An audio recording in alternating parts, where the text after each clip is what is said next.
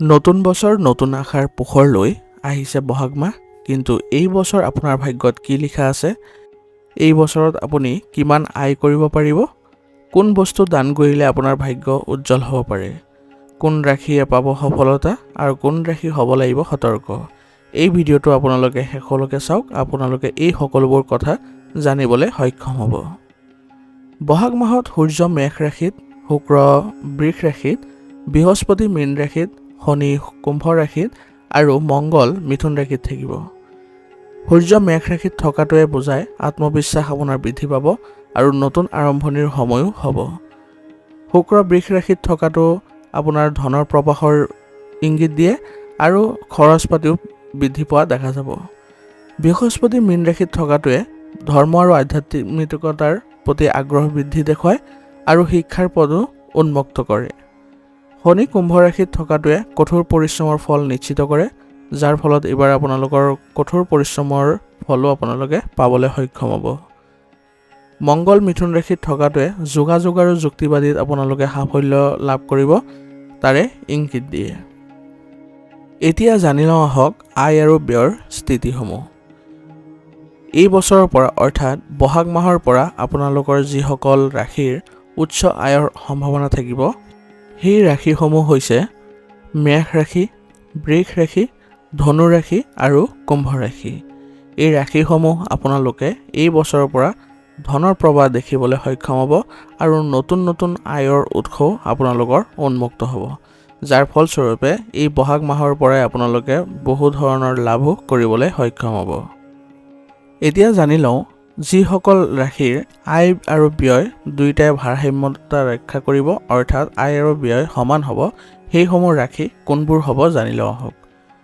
কৰ্কট ৰাশি, সিংহ ৰাশি, কন্যা ৰাশি আৰু মকৰ ৰাশি। এইসকল ৰাশিৰ লোকসকলে এইবাৰ আয় আৰু ব্যয়ৰ পৰিমাণটো সমান কৰি ৰাখিব পাৰিব, অৰ্থাৎ সিহঁতৰ বেছি আয়ো নহয় আৰু ব্যয়ো নহয়, অৰ্থাৎ দুয়োটাই সমান হ'ব। এতিয়া জানো আহক সেইসমূহ ৰাশি যিসমূহ ৰাশিৰ এইবাৰ ব্যয় বৃদ্ধি পাব। সেই ৰাশিসমূহ হৈছে মিথুন, তুলা, বৃশ্চিক আৰু মীন ৰাশি। এইসমূহ ৰাশি অলপ সতৰ্ক হ'ব লাগিব, তেওঁলোকৰ এই বছৰৰ পৰা অলপ ব্যয় বৃদ্ধি পোৱা দেখা গৈছে। গতিকে এনেধৰণৰ কোনো কাম নকৰিব যাৰ ফলত আপোনালোকৰ ব্যয় হয় বা ক্ষতি হয়। অৰ্থাৎ আপোনালোকে এই বছৰটোত অলপ সতৰ্কতাৰে চলিব লাগিব আৰু আৰ্থিক সমস্যাৰ দিশত অলপ আপোনালোকে সতৰ্ক হ'ব লাগিব। কাৰণ কোনো ধৰণৰ যদি ব্যয় হয় তেতিয়াহ'লে আপোনালোকৰ কাৰণে মানসিক চাপো বৃদ্ধি কৰিব। এতিয়া জানি লওঁ আহক এই বছৰ আপোনালোকে কি কি বস্তু দান দিলে আপোনালোকৰ গ্ৰহৰ শুভ ফল পাব, সেই বিষয়ে জানি লওঁ।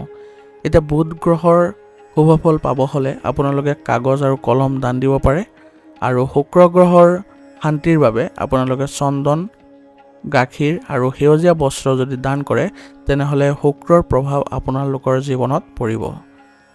শনি দোষ দূৰ কৰিব হ'লে আপোনালোকে ক'লা তিল, ক'লা কাপোৰ আদি যদি দান কৰে তেনেহ'লে শনি আপোনাৰ ওপৰত ভাল হৈ থাকিব।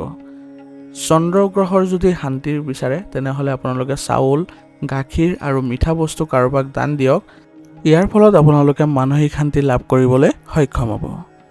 বৃহস্পতি গ্ৰহ সন্তুষ্ট কৰিবলৈ হ'লে আপোনালোকে হালধীয়া বস্ত্ৰ এইবোৰ দান কৰক। আপোনালোকৰ বৃহস্পতি গ্ৰহ আপোনাৰ ওপৰত ভাল হৈ থাকিব আৰু আপোনালোকে বহু ধৰণৰ উন্নতি আৰু ধন লাভো কৰিবলৈ সক্ষম হ'ব।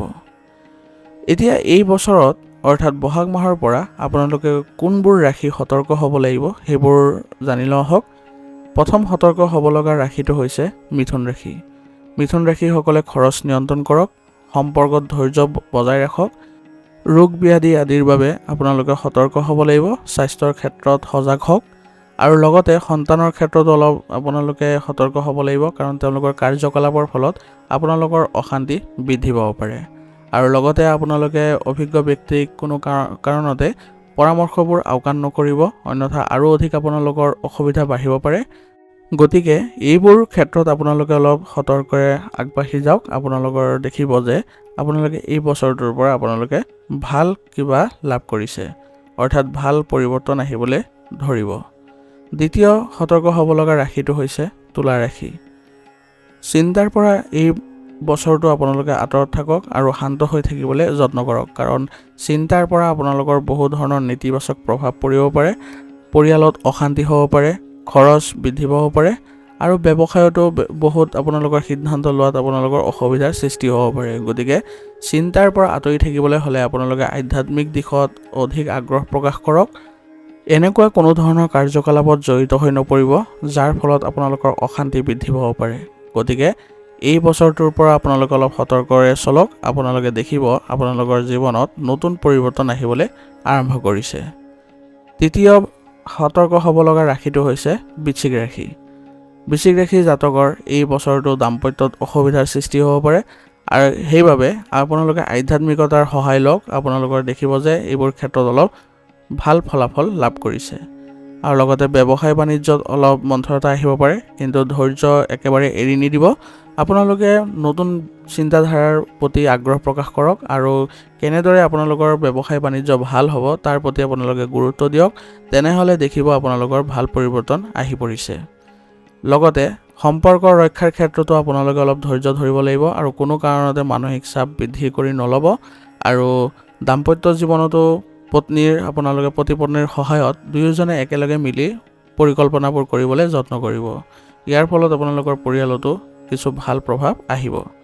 গতিকে এইবোৰ ক্ষেত্ৰত আপোনালোকে অলপ গুৰুত্ব দি চলক। আপোনালোকে দেখিব যে আপোনালোকৰ ভাল পৰিৱৰ্তন আহিবলৈ ধৰিছে। চতুৰ্থ সতৰ্ক হ'ব লগা ৰাশিটো হৈছে মীন ৰাশি। মীন ৰাশি জাতকৰ কামত মনোযোগৰ অভাৱ ঘটিব পাৰে। স্বাস্থ্যত কিন্তু বিশেষ সাৱধানতা প্ৰয়োজন হ'ব, কাৰণ এই বছৰটোৰ পৰা আপোনালোকৰ স্বাস্থ্যত কিছু ব্যাঘাত জন্মিব পাৰে। গতিকে স্বাস্থ্যৰ ক্ষেত্ৰত একেবাৰে আওকাণ নকৰিব।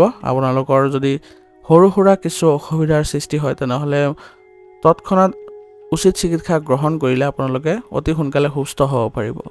গতিকে স্বাস্থ্যৰ ক্ষেত্ৰত আপোনালোকে সতৰ্ক ৰাখি চলক। গতিকে দৈনিক আপোনালোকে ব্যায়াম যোগাসন আদি কৰিবলৈ যত্ন কৰিব, খাদ্যাভ্যাস ভালদৰে ৰাখিবলৈ যত্ন কৰিব আৰু আপোনালোকে সুষম আহাৰ খাবলৈ যত্ন কৰিব। লগতে আপোনালোকৰ পৰিয়ালতো অলপ অসুবিধাৰ সৃষ্টি হ'ব পাৰে। গতিকে তেওঁলোকৰ প্ৰতিও আপোনালোকে সতৰ্ক হ'ব আৰু পৰিয়ালত সকলোৱে মিলি একেলগে পৰিকল্পনাৰে আগবাঢ়িব আৰু বয়োজ্যেষ্ঠসকলৰ কথা একেবাৰে আওকাণ নকৰিব। তেতিয়া দেখিব আপোনাৰ পৰিয়ালো সুষম হৈছে। ব্যৱসায় বাণিজ্যৰ ক্ষেত্ৰত কিছু আপোনালোকৰ বাধা আহিব পাৰে, কিন্তু সেই বাধা দেখি আপোনালোকে বহি নাথাকিব। আপোনালোকে আগবাঢ়ি যাবলৈ নতুন পৰিকল্পনা কৰক আৰু অভিজ্ঞ ব্যক্তিৰ পৰা সহায় লওক। এনে কৰিলে আপোনালোকৰ এইবোৰ ক্ষেত্ৰতো ভাল হ'ব। পঞ্চম সতৰ্ক হ'ব লগা ৰাশিটো হৈছে মকৰ ৰাশি।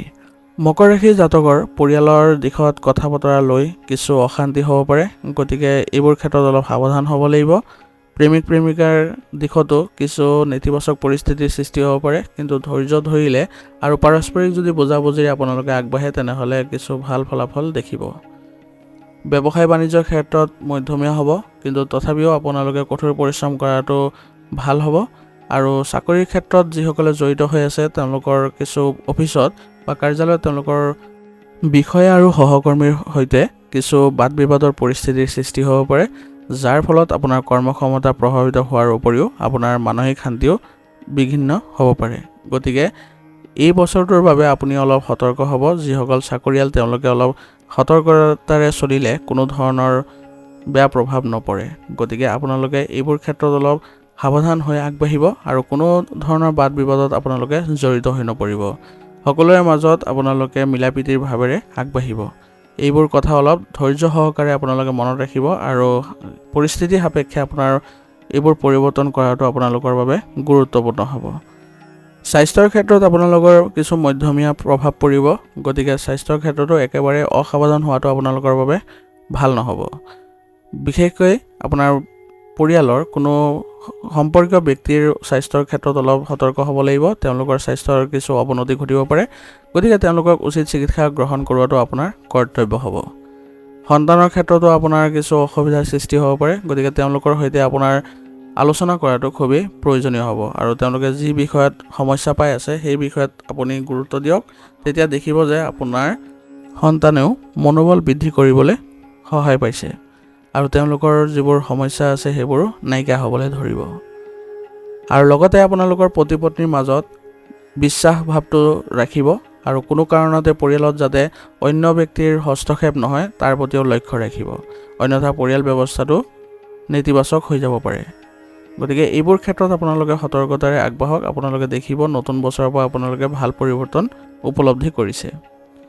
এতিয়া ষষ্ঠ সতৰ্ক হ'ব লগা ৰাশিটো হৈছে সিংহ ৰাশি। সিংহ ৰাশিৰ কৰ্মক্ষেত্ৰত কিছু বাদ বিবাদৰ পৰিস্থিতিৰ সৃষ্টি হ'ব পাৰে, গতিকে এইবোৰ এৰাই চলিবলৈ যত্ন কৰিব আৰু মানসিক চিন্তা একেবাৰেই নল'ব, অন্যথা মানসিক চিন্তা কৰিলে আপোনালোকৰ নিজৰ ক্ষতি হ'ব পাৰে। আপুনি সকলোখিনি বস্তু, আপোনাৰ মানসিক চিন্তা, আপোনাৰ যিবোৰ বাধা আছে সেইবোৰ আপুনি ভগৱন্তৰ ওপৰত অৰ্পণ কৰক। আপুনি দেখিব আপোনাৰ কামবোৰ নিজাববীয়াকৈ হ'বলৈ আৰম্ভ কৰিছে। কোনো ধৰণৰ চিন্তা আপুনি নল'ব, কেৱল এটাই ক'ব ভগৱন্তৰ ওচৰত যে যিখিনি আপোনাৰ সমস্যা আছে সেইবোৰ আপুনি চাই ল'ব, মই এইখিনি উৎসৰ্গা কৰিছোঁ, যেনেদৰে আপুনি পাৰে তেনেকৈ চলাই নিবলৈ। দেখিব আপুনি এই বছৰৰ পৰা আপুনি এক নতুন দিগন্ত লাভ কৰিছে। গতিকে এনেধৰণে আপুনি চলিবলৈ আৰম্ভ কৰক। আৰু পৰিয়াল ব্যৱস্থাৰ ক্ষেত্ৰত আপুনি অলপ সতৰ্ক হ'ব, তেওঁলোকক বুজাবলৈ যত্ন কৰিব। যিকোনো পৰিকল্পনা আপোনালোকে পৰিয়ালৰ সকলো সদস্যকে অন্তৰ্ভুক্ত কৰি ল'বলৈ যত্ন কৰিব। দেখিব আপোনাৰ পৰিয়ালতো কিছু ইতিবাচক ইংগিত দেখা পাইছে। আৰু ভাগ্যৰ ক্ষেত্ৰত একেবাৰে আশা নকৰিব, নিজৰ কঠোৰ পৰিশ্ৰমৰ কথাহে আপুনি একমাত্ৰ উপায় হিচাপে ল'ব। গতিকে কোনো ধৰণৰ কষ্ট নকৰাকৈ ভাগ্যৰ আশাত বহি নাথাকিব, চেষ্টা অব্যাহত ৰাখিবলৈ যত্ন কৰিব। এই বছৰটোৰ বাবে আপোনাৰ এইটোৱে মূল মন্ত্ৰ হ'ব, আপুনি ভগৱানৰ ওচৰত সকলো অৰ্পণ কৰিবলৈ যত্ন কৰক আৰু ভগৱন্তকে কওক সকলো ক্ষেত্ৰতে আপোনাক সহায় কৰিবলৈ। দেখিব আপুনি উচিত সহায় লাভ কৰিছে। এতিয়া জানো আহক এই বছৰটোৰ পৰা অৰ্থাৎ বহাগ মাহৰ পৰা কোনবোৰ ৰাশিৰ ভাগ্য উজ্জ্বলি উঠিব তাৰ বিষয়ে আমি জানি লওঁ আহক। প্ৰথম ভাগ্যশালী ৰাশিটো হ'ব মেষ ৰাশি। মেষ ৰাশিসকলৰ ধন, দাম্পত্য আৰু কীৰ্তিত্বৰ যুগ হ'ব। গতিকে আপুনি অলপ চেষ্টা কৰিলে আপুনি এইবোৰ ক্ষেত্ৰত ভাল প্ৰভাৱ দেখিবলৈ সক্ষম হ'ব আৰু এই বছৰটোৰ পৰা আপোনালোকৰ মানসিক শান্তিও লাভ কৰিব আৰু যিবোৰ কাম আপুনি কৰিবলৈ যাব সেইবোৰতো আপোনালোকে ভাল লাভ অৰ্জন কৰিবলৈ সক্ষম হ'ব। মানসিকভাৱে শান্তি থকাৰ বাবে আপুনি আজি এই বছৰটো পৰিয়ালৰ ক্ষেত্ৰতো আপুনি কিছু সুফল পাব, তেওঁলোকৰ সৈতে ভাল সময় কটাবলৈ আপুনি সক্ষম হ'ব। সন্তানৰ পক্ষৰ পৰাও সুখ পাব, তেওঁলোকৰ কাৰ্যকলাপৰ ফলত আপোনাক সুখ প্ৰদান কৰিব আৰু তেওঁলোকৰ কৃতিত্ব অৰ্জনে আপোনাক আৰু অধিক আনন্দিত কৰিব। গতিকে এই বছৰটোৰ পৰা আপোনাৰ ভাল দিন আৰম্ভ হৈছে। গতিকে আপুনি সকলো চিন্তা ভগৱন্তক অৰ্পণ কৰিবলৈ যত্ন কৰিব। দ্বিতীয় ভাগ্যশালী ৰাশিটো হৈছে বৃষ ৰাশি। বৃষ ৰাশিৰ জীৱনত স্থিতিশীলতা আৰু ধনৰ যোগ আহিব আৰু ইয়াৰ ফলত আপোনালোকৰ উন্নতি দেখা পাব, ব্যৱসায়িক উন্নতিও দেখিব আৰু স্বাস্থ্যটো আপোনালোকৰ পুৰণি যিবোৰ বেমাৰ আছিলে, ৰোগ ব্যাধি আছিলে সেইবোৰো নাইকিয়া হ'বলৈ ধৰিব আৰু ভালদৰে আপোনালোকে জীৱন যাপন কৰিবলৈ সক্ষম হ'ব। পৰিয়ালৰ লোকৰ মাজত আপোনালোকৰ ঘনিষ্ঠতা থাকিব, সম্পৰ্কীয় ব্যক্তিৰ সৈতে আপোনাৰ সহযোগিতাৰ ভাৱ থাকিব, তেওঁলোকৰ পৰা আপুনি উচিত সুবিধা, আপোনাৰ নতুন যি কাৰ্যকলাপ হ'ব সেইবোৰতো আপুনি সহায় পাব। গতিকে এই বছৰটোত আপোনাৰ সকলো ক্ষেত্ৰতে ভাল প্ৰভাৱ আহিবলৈ ধৰিব। গতিকে আপোনাৰ জীৱনতো আপুনি সুখেৰে পাৰ কৰিবলৈ সক্ষম হ'ব। মাথো আপুনি আধ্যাত্মিকতাৰ দিশত অলপ আগ্ৰহ প্ৰকাশ কৰক আৰু সকলো দুখ কষ্ট যিবোৰ চিন্তা সেইবোৰ ভগৱন্তৰ ওচৰত অৰ্পণ কৰিবলৈ যত্ন কৰিব। তৃতীয় ভাগ্যশালী ৰাশিটো হৈছে কৰ্কট ৰাশি। কৰ্কট ৰাশিসকলৰ নতুন প্ৰেম, চাকৰিত উন্নতি, ব্যৱসায়িক উন্নতি, ধনৰ যোগ সকলো দিশতে আপুনি শুভ ফল পাব আৰু আপোনাৰ সন্তানৰ দিশৰ পৰাও কিছু ভাল খবৰে আপোনাক আনন্দিত কৰিব। বিবাহিত জীৱন সুষম হ'ব আৰু যিসকলে সন্তান প্ৰাপ্তিৰ আশা কৰি আছিলে তেওঁলোকেও এইবাৰ সন্তানৰ মুখ দেখিবলৈ সক্ষম হ'ব। গতিকে এই বছৰটোত দেখা গ'লে আপোনাৰ সকলো ফালে ভাল উন্নতি দেখা পাব আৰু স্বাস্থ্যৰ ক্ষেত্ৰতো আপোনালোকে ভাল প্ৰভাৱ দেখিব। কোনো ধৰণৰ ৰোগ ব্যাধি আপোনাক আমনি নকৰে আৰু লগতে আপোনালোকে যদি সুষম আহাৰ গ্ৰহণ কৰি থাকে তেনেহ'লে আপোনালোকে সুস্থ হৈ থাকিবলৈ সক্ষম হ'ব। এতিয়া চতুৰ্থ ভাগ্যশালী ৰাশিটো হৈছে ধনু ৰাশি। ধনু ৰাশিৰ বাবে এইবাৰ আপোনালোকৰ ধাৰ্মিক কামত মন দিয়ক, ভ্ৰমণ আছে, আয় বৃদ্ধি পাব আৰু আপোনালোকৰ পৰিয়ালৰ ক্ষেত্ৰতো ভাল উন্নতি দেখা পাব। বন্ধু বান্ধৱীৰ সৈতেও আপোনালোকৰ ভাল সম্পৰ্কে আপোনাক আৰু অধিক উন্নতি প্ৰদান কৰিব। গতিকে দেখা গ'লে আপোনাৰ এই বছৰটো অধিক ভাল খবৰে আপোনাক আনন্দিত কৰিব। গতিকে কোনো ধৰণৰ মানসিক চাপ নল'ব, সকলো ক্ষেত্ৰতে আপুনি ভগৱন্তৰ নাম উচ্চাৰণ কৰিব আৰু তেওঁকে সকলো ক্ষেত্ৰতে অৰ্পণ কৰিব। পৰিয়ালত শুভ অনুষ্ঠানৰ ফলত আপোনালোকৰ পাৰিবাৰিক উন্নতি দেখা যাব আৰু স্বাস্থ্যৰ ক্ষেত্ৰতো আপোনালোকৰ উন্নতি দেখা পাব আৰু আপোনালোকৰ ব্যৱসায়িক ক্ষেত্ৰত নতুন কাম আৰম্ভ কৰিলে বা নতুন প্ৰকল্প আৰম্ভ কৰিলে আপোনালোকৰ ব্যৱসায়িক উন্নতিও দেখা পাব, যাৰ জৰিয়তে আপোনালোকৰ আৰ্থিক উন্নতিও দেখা যাব। গতিকে এই বছৰটো আপোনালোকৰ খুবেই ভাল হ'বলৈ গৈ আছে। পঞ্চম ভাগ্যশালী ৰাশিটো হৈছে কুম্ভ ৰাশি। কুম্ভ ৰাশিৰ জাতকসকলৰ এই বছৰৰ পৰা আপোনালোকৰ কপাল খোল খাব। গতিকে পুৰণি যিবোৰ কাম আছিলে সেইবোৰত সফলতা অৰ্জন কৰিব পাৰিব আৰু এই বছৰৰ পৰা পূৰ্বে নোপোৱা যিবোৰ উন্নতি আছিলে সেইবোৰো আপোনালোকে লাভ কৰিবলৈ সক্ষম হ'ব। মাথো আপোনালোকে ধৰ্মীয় কাম কাজত মনোযোগ দিয়ক আৰু সকলোৰে ভাল চিন্তা কৰক আৰু আপোনালোকে ভগৱন্তক সকলো অৰ্পণ কৰক, যাৰ জৰিয়তে আপোনালোকৰ সকলো ক্ষেত্ৰতে আৰ্থিক উন্নতি, মানসিক শান্তি সকলো লাভ কৰিবলৈ সক্ষম হ'ব। পৰিয়ালতো আপুনি সহায় সহযোগিতা লাভ কৰিব আৰু সন্তানৰ পক্ষৰ পৰা কিছু শুভ বাতৰিয়ে আপোনাক আনন্দিত কৰিব। গতিকে এই বছৰটো আপোনালোকে খুব শান্তিৰে পাৰ কৰিবলৈ সক্ষম হ'ব। ধন্যবাদ। আজিৰ ভিডিঅ'টো এইখিনিতে সমাপ্ত কৰিছোঁ। বহাগ মাহত আপোনালোকৰ গ্ৰহ নক্ষত্ৰই আপোনাৰ ভাগ্যৰ দিশ কেনেদৰে সলাব আপোনালোকে ইতিমধ্যে জানিবলৈ সক্ষম হৈছে। গতিকে আপোনালোকে ৰাশি অনুযায়ী সঠিক পদক্ষেপ লওক আৰু এই বছৰটো আপোনালোকৰ হৈ পৰিব পাৰে সফলতাৰ যাত্ৰা। গতিকে ভিডিঅ'টো যদি ভাল লাগে ভিডিঅ'টো লাইক কৰিব, শ্বেয়াৰ কৰিব আৰু চেনেলত যদি নতুন হৈ আহিছে তেনেহ'লে ছাবস্ক্ৰাইব কৰিবলৈ নাপাহৰিব আৰু কমেণ্টত ওং নমঃ শিৱায় লিখিবলৈ নাপাহৰিব।